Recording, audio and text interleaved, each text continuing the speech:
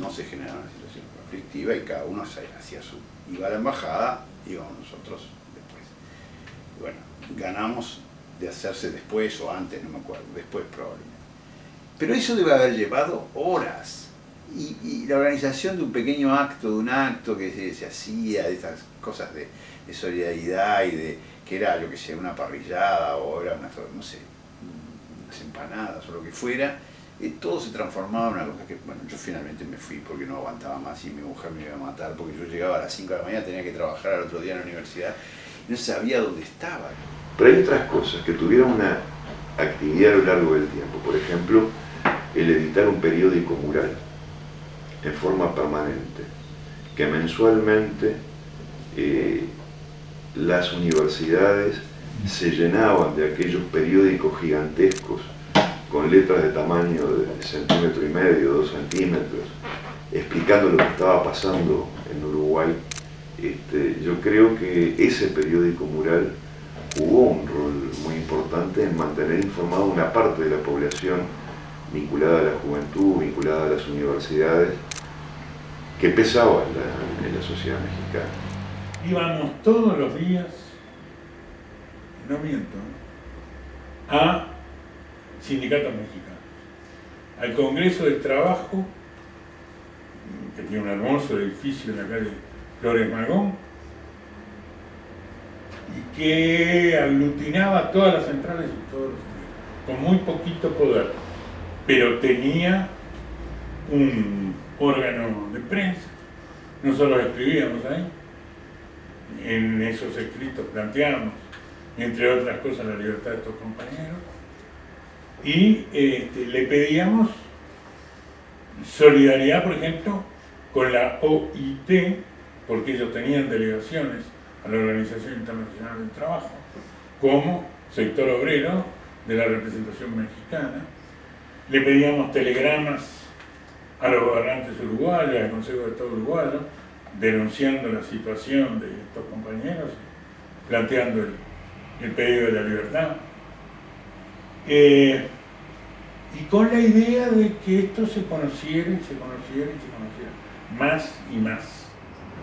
Hasta en el Vaticano hicimos gestiones, ¿no? Sí, pero eran parte de un trabajo colectivo que después daban el resultado de que alguna gente dijera: Uruguay, ¿dónde está Uruguay? Allí, en el sur del continente sudamericano, entre Brasil y Argentina, ahí existe un país y se llama Uruguay, hay presos políticos y un general que está detenido, y que cobrara notoriedad por lo que representaba la dictadura uruguaya. Yo diría para millones de personas, no nos olvidemos que estamos hablando de un país como México con 60 millones de habitantes. En aquel momento la Ciudad de México debía tener unos 16 millones de habitantes. Para muchas de esas personas, Uruguay dejaba de ser un nombre que sonaba solo en relación al fútbol, que se sabía que estaba en América Latina, y pasaba a ser una cosa de carne y hueso. Se sabía que habían desaparecidos, se sabía el nombre de los presos políticos, se sabía que había dictadura y se sabía que había que luchar contra esa dictadura. Al punto que nosotros viajábamos con un pasaporte en donde había un sello rojo así que decía: válido por un solo viaje de ida a México, no tiene valor para ningún otro lugar. Y una carta de gobernación que era un certificado de viaje. Y cuando llegamos a algunos países, es decir, con ese pasaporte anulado, con un sello rojo, y decían: pero acá este pasaporte está anulado. Sí, pero miren, yo soy un exiliado político uruguayo. Ah, usted es un exiliado político uruguayo, pase, ¿no? Hasta ahí había trascendido la lucha de los uruguayos en el exilio, ¿no? A mí me acuerdo que me hicieron una pregunta en España: ¿ustedes hacen teatro político? Y me acuerdo que en ese momento nunca me habían hecho la pregunta. Yo dije: no, hacemos una política teatral. Estamos todos. Un artista, para mostrar su pensamiento político, histórico, no debe mostrar su carnet del partido, debe mostrar su obra. Porque también hay gente que muestra el carnet del partido y hace un instrumento de adoctrinamiento del arte. Y el objetivo del arte no es adoctrinar, es trabajar en profundidad la humanización del ser humano respecto de los otros seres humanos. Es decir, me acuerdo cuando pasamos con Artigas por Nicaragua, el título de la crítica, que era fabulosa, un periódico, uno de los periódicos, al otro día, decía, el titular, decía, Artigas galopa con la bandolera de Sandino. Es decir, empezaban a ver a Artigas detrás de cada prócer, o junto a cada prócer de América. Es decir, eso es impagable. Antes había un poco la sensación de una cierta quietud hacia adentro y que todo estaba afuera. Incluso fíjate que si vos mirás el paisaje o la simbología de aquella obra de Artigas que hizo Yáñez, que hizo El Galpón, había una tela que era el mapa del Uruguay, y que los uruguayos, replicando el éxodo, recogían y se llevaban hacia afuera. O sea que el Uruguay se los habían llevado hacia afuera los que estaban afuera. Entonces, los de adentro, el Uruguay no existiría más supuestamente, o se habían llevado el Uruguay de a de veras, y eso fue, recuerdo yo, las reacciones incluso de algunos militantes comunistas parados mirando yo me indigné mucho, aparte de toda la prosapia de Yáñez, que realmente se creía Artigas, ese gesto simbólico de que el Uruguay estaba afuera, o sea, se había ido para afuera, bueno, era feo, estaba mal, era incorrecto políticamente, pero de alguna manera era autorizado por el hecho de que había cierta quietud al interior del país, cosa que ya después de 1980 era imposible pensar. En esta actividad cotidiana general de lucha contra la dictadura, las actividades cambiaban semana a semana. Y bueno, nos llaman del día de presidencia de que se hacía un acto en el centro médico del DF, que era monstruo, que tenía un salón inmenso de actos donde se iban a graduar 2.000 enfermeras. Iba a asistir el presidente de la República. Entonces nos contratan, nos ofrecen un contrato para tocar 7 minutos. Habíamos terminado de tocarla, casi tenía, el presidente manda preguntar si tienen discos. Y yo, sí, tenemos 4 o 5 discos grabados, uno ya grabado acá en México. ¿Dónde se pueden adquirir? ¿Dónde se pueden comprar? Mire, no tiene que adquirirlo, nosotros se los vamos a llevar. Bueno, el otro día nos llamaron, tal día, no mucho, 8 o 10 días, no sé qué. A las 6:30 de la tarde, preséntense en Los Pinos. ¿Qué va a ir? ¿Una delegación? No, toda la camerata. Va toda la camerata, preséntense en Los Pinos 6:30, a las 7 lo recibe el licenciado López Portillo y van a tener una entrevista de 10 minutos, de 19 horas a 19:10. Con el gran Echave del Colorado, el queridísimo Colorado Echave, la gente, hicimos la estrategia de en 10 minutos que lo que podíamos hacer. Entonces pusimos 2 ejes centrales: el problema general de los presos políticos y el problema particular de 2 presos políticos, de Sereñi y de Macera. En definitiva, la conversación de 10 minutos se transformó en una conversación de 45 minutos, cuando realmente tenía una agenda muy llena. Cosa que fue una excepción, así es, excepcional. Bueno, allí nosotros seguíamos con esa cuestión del COSUR, ¿no? Desarrollando tareas, pero queríamos algo más grande, algo que conmoviera a la sociedad mexicana y al mismo tiempo que tuviera mínimos ecos hacia el Uruguay. La primer gran realización de solidaridad fueron las jornadas de la cultura uruguaya en el exilio. Eso fue un instrumento enorme de difusión de los problemas que ocurrían, de los desastres que estaba realizando la dictadura en el Uruguay. Eso fue un hito muy importante desde muchos puntos de vista, porque puso visiblemente en el continente y en particular en México a un pueblo en lucha, también a través de sus expresiones culturales.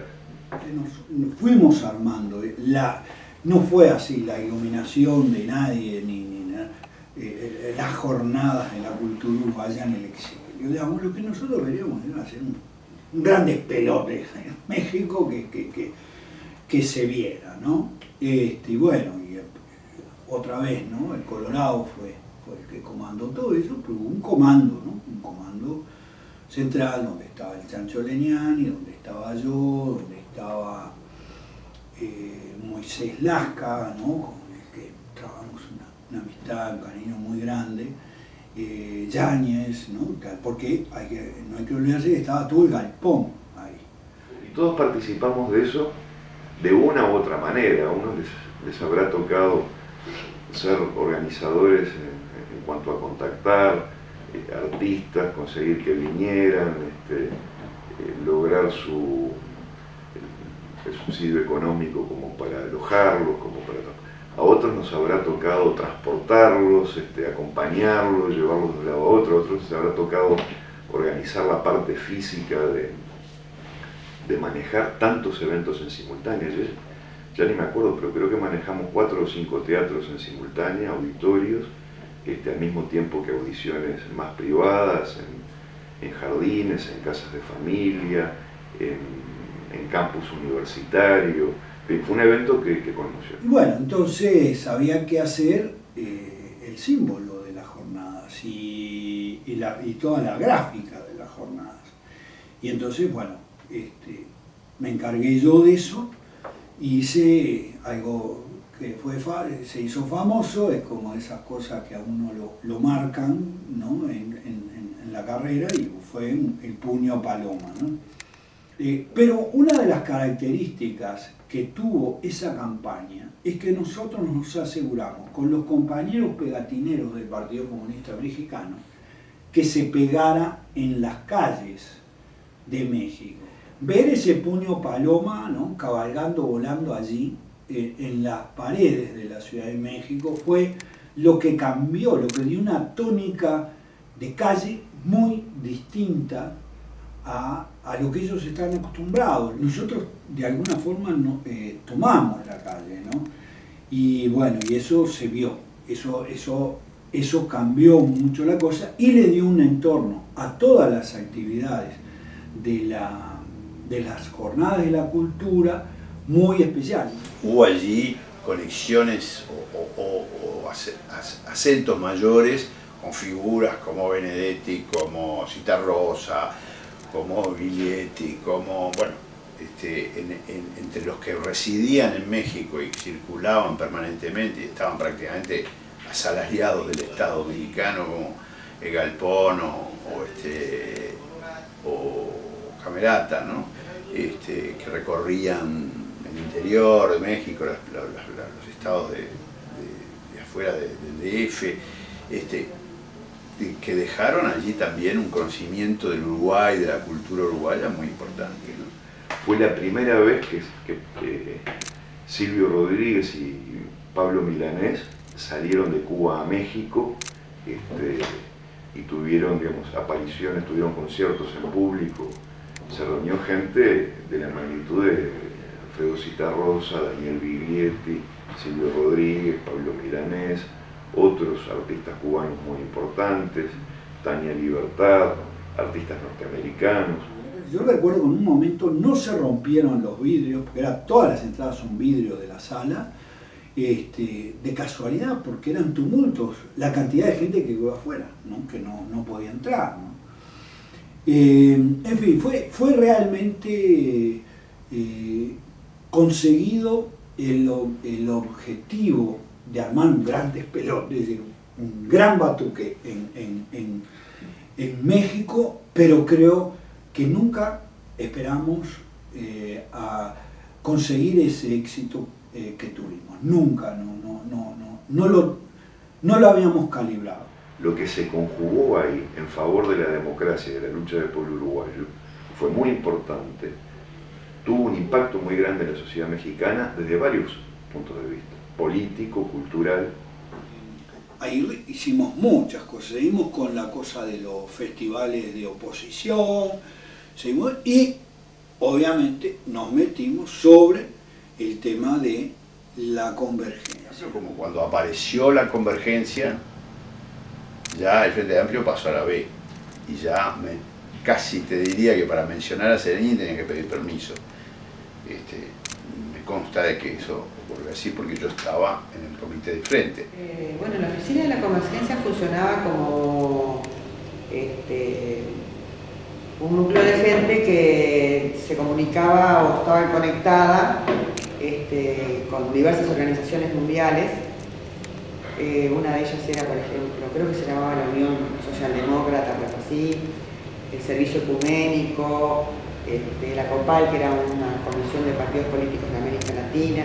Tenía vínculos con una gran cantidad de organizaciones. Y entonces ahí se organizaban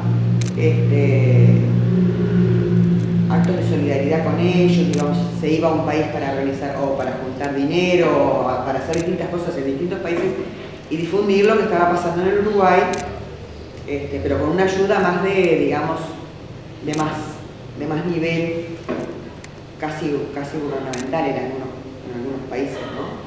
Eso, es decir, había rivalidad entre Wilson y Sereñi, sobre todo cuando se discute, y eso es una discusión complicada, en la elección interna, la elección de los partidos tradicionales, de los partidos políticos en el 82, en la medida que el Frente estaba proscripto, si había que votar adentro de los partidos tradicionales o había que votar en blanco para marcar la presencia del Frente Amplio, la existencia del Frente Amplio. Y el hecho de que, bueno, ahí está la carta de Sereñi, la militancia de muchos, para que se votara en blanco, para que apareciera el perfil del Frente. Y de hecho, en una situación muy complicada y sin posibilidades de voto efectivo, se llegó a una votación que marcaba la presencia del Frente. La presencia del Frente no se pudo ignorar más a partir del 82. Y Sereñi ahí ganó una pulseada muy importante, desde adentro de la cárcel. Yo consideraba que la unidad debía hacerse en igualdad de condiciones, sin que ninguna de las partes, digamos, cediera posiciones en temas importantes o de principio. Y la discusión con el Cobrador es que yo entendía que el partido y el Frente Amplio estaba cediendo con respecto al Partido Nacional en aras de lograr la unidad con el sector especialmente de Wilson y su hijo, Juan Raúl. Y bueno, igual de todas maneras, ¿no? Como buenos militantes apoyamos y seguíamos para adelante. Yo les auguraba, y en esto me equivoqué, les auguraba a los uruguayos que una vez que llegaran a México y se arraigaran, iba a ser difícil que regresaran a su país, pues pensaba que la mayor parte se quedaría. Realmente ha sido una sorpresa y un hecho muy elogiable para los uruguayos, que en cuanto se abrieron las posibilidades políticas y democráticas de volver a su país, han vuelto. ayudar a consolidar, a recuperar la democracia perdida. Balance, cosas que a mí me han dejado. Primero, el ser uruguayo. Nosotros nunca hablábamos de eso, ¿no? Nosotros no hablábamos de eso. El ser uruguayo es una cosa concreta, ¿no? No es cualquier cosa, son muchas cositas. Somos de cierta manera, hacemos las cosas de cierta manera, pensamos, hablamos de cierta manera, hablamos con ciertas palabras, dibujamos ciertas cosas, ¿no? Para quienes vinimos en situaciones, llegamos en situaciones muy difíciles a México, el poder reorganizar la vida, el poder seguir trabajando, estudiando, formándose, luchando contra la dictadura uruguaya, eso fue una cosa muy importante. Para mí la experiencia fue magnífica, pude abordar problemas de gran porte que me enseñaron mucho. Ello permitió proyectar el área en la cual trabajaba a un nivel muy interesante en el mundo, es decir, verdaderamente más difícil pedir para una experiencia realizada en tan breve tiempo, porque en definitiva nosotros estuvimos regresando aquí en el 86. Es un país mágico, es un país de colores, es un país de sabores, influenció a todos nosotros en eso, en cómo vemos el mundo, hasta en la comida. Para mí vivir en México fue una experiencia que no puedo dejar de calificarla como extraordinariamente enriquecedora desde todo punto de vista. Estudié en México, trabajé en México, hice amistades entrañables hasta hoy día. Le dije a muchos amigos mexicanos, digo, nosotros nos sentimos un ex, ¿no? Porque en realidad México fue primero la patria que nos acogió, segundo, donde algunos dejamos cosas, yo dejé el resto de mi hija, ¿no? Y tengo un hijo mexicano, ¿no? Que nació en México, es uruguayo pero nació en México, y él sabe. Y mi hija, mi otra hija que fue muy chica, cuando se junta con sus amigos hoy, a pesar de haber pasado tantos años, siguen hablando en mexicano. Que a muchos nos abrió la cabeza, nos dejó de ser tan sectarios, tan tirando solo para un solo molino, ¿no? En México, pues lo más seguro es que quién sabe, ¿no? Entonces era todo lo contrario. Entonces, yo aprendí, pienso que aprendí mucho a hacer política, a moverme, a ver los grises. Porque México era el único país de toda América que no había roto relaciones con Cuba. Era un puente y era un ejemplo de todo lo que significaba una política internacional independiente. Y nosotros logramos conmover esa estructura de tal manera que cuando ocurrieron las elecciones en el 84, que el exilio ya estaban empezando el retorno, el presidente de México nos recibió para que nosotros le agradeciéramos todo lo que había hecho México y su gobierno por nosotros. Fue una instancia que yo no me olvido nunca más. En definitiva, la condición de exiliados uruguayos en México era una condición para sentirse orgullosos. No solo nos dejó entrar, sino que nos abrió la puerta como hermanos y como hermanos lo seguiremos sintiendo hasta el último día de la vida. Debo decir que me siento sumamente satisfecho de lo que hicieron los uruguayos en México, fundamentalmente por una razón: fueron ampliamente respetuosos de las leyes mexicanas, fueron respetuosos de las tradiciones mexicanas, y nunca se supo que hubieran creado algún problema que hubiese incomodado a México en algún sentido. De manera que esto debe ser